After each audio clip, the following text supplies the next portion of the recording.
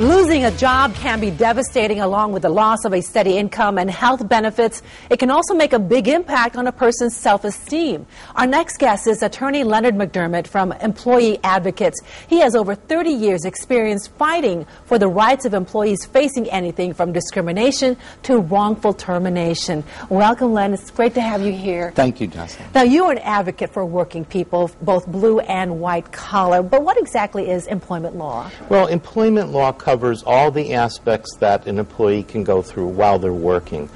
Most of the time, the questions we get is about wrongful termination, loss of a promotion, or eventually unemployment. Now, why did you choose to go into this type of law? Well, I came from a working-class, blue-collar family, and I became a blue-collar worker myself, worked for the state of Connecticut, and I became a union representative. So it was natural that I just stayed with working for employees. Okay, and you and I were talking earlier how when people call you, they're really very upset, and you see a wide range of emotion. Yes, people call us and they're devastated. They're either crying, they could be angry, but they're scared.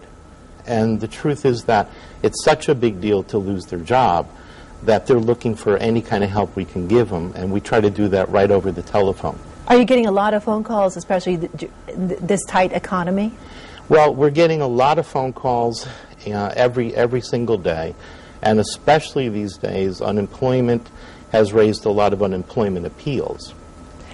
What rights do people have as an employee? First of all, let's talk about what an at-will employee is versus a contract or union employee. Okay, this is a good point. Most people are at-will employees, meaning they don't have a contract for a period of time.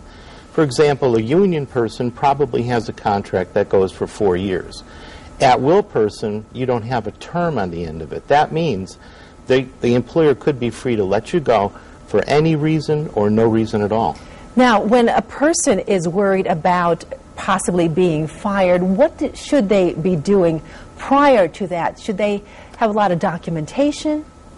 Well, I would say at the first sign that you're starting to get worried, it doesn't hurt to create some sort of a little logbook. If you do have emails on your computer, you should try to get them off of there before you get fired, because you may not have access to that later. But obviously what it is that you want to do is you don't want to get fired. You want to keep that job as much as you can. Right, and the problem is that most people aren't really free to negotiate as an at-will employee. So you have to really run a fine line. Better to call us before you get fired, because maybe we can give you some advice as to try to avoid getting fired. Well, how do you know if you've been wrongfully fired? Well, wrongful termination is similar to discrimination. There's two things that employers can't do: discriminate against you or violate statutory rights. But discrimination means that it has to be on the basis of protected class, such as age, disability, gender, sexual orientation, sexual harassment. You have to fall into a certain category. Otherwise, they're free to let you go. But a lot of people don't understand that. That's very complex. Right. Some people think discrimination means you're being treated differently than your coworker, or they like that coworker better than you. That's not discrimination. What if somebody was also being harassed at work? How do you document that? Well, again, keep your logbook. But most of the harassment calls we get are from what I call a miserable boss syndrome. Just because the boss yells, screams, swears, treats you horribly, it may not be illegal. It's not right. It's certainly wrong. But is it legally wrong? And to be legally wrong, it's the same type of classifications that you need for discrimination. What do you mean by legally wrong? How do you know it is legally wrong? There has to be some right, some law that protects you. For example, the classes of people I just talked about have been traditionally discriminated against for years. So eventually laws, state laws or federal laws, came into play that give them rights. And we have to see, what are your rights? If there's no law, it's not legally wrong. Now, how do you know when your lawsuit is a good one? Or how do you know that your case is a good one? Best thing to do is we do a telephone consultation at no cost. Get on our website or just give us a call, We'll do an intake, and the paralegals are very good at getting the information. They'll give it to me, and we'll get back to you and tell you whether we think we can help you or not. And sometimes we'll send people to certain state agencies, and there's no charge for that, too. And what are your legal fees? Most of our fees are usually on contingency, meaning we take a percentage of what we collect for the client.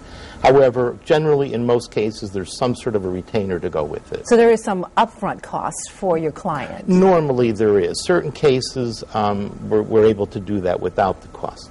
Do you have a sliding fee for folks who may not be able to afford it? We work with the Connecticut Legal and Education Fund, and we definitely offer a sliding fee for any of the folks that come to us through there. You're getting a lot of phone calls, as you said earlier. What kind of phone calls are you getting?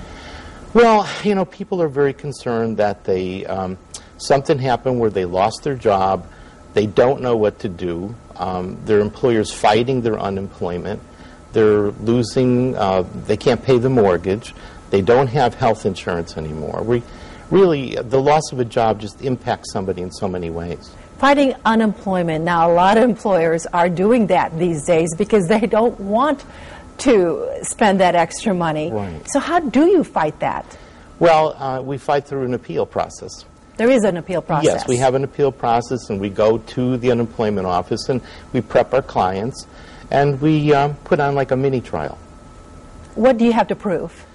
Well, we have to prove that they didn't really do anything wrongful that caused their firing, or that some cases that if they did have to quit, that it was for cause. Is this a case that you usually win? Quite a few of them. We can't win them all. All right. If you want to get in touch with Attorney Leonard McDermott at Employee Advocates, the information is on the screen, or you could come to our website and click on Connecticut Style. We'll have that link for you. Len, thank you again.